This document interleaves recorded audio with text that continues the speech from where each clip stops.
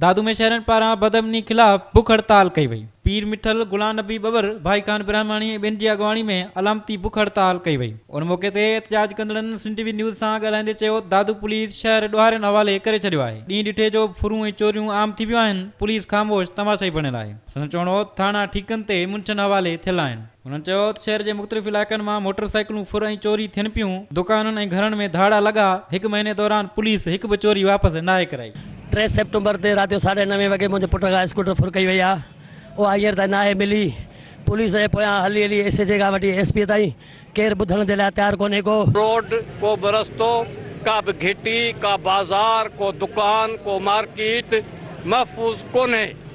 उहो इन करे कोन्हे जो पुलिस वॾेरनि जी कमदारी पई करे। दादू शहर में जेके मोटरसाइकिलुनि जूं चोरियूं आहिनि, शहर जे दुकाननि जूं चोरियूं आहिनि, फुरूं आहिनि, आम तौर ते वधी वियूं आहिनि। सॼो असांजो दादू ज़िलो बदअमनी जे वर चढ़ी वियो आहे। एसपी साहब ॾे विया त साईं असांजो रक्षो चोरी थी वियो आहे, ॾींहुं ॾिठे जो फुर थियो आहे, असां माण्हू सुञाता आहिनि।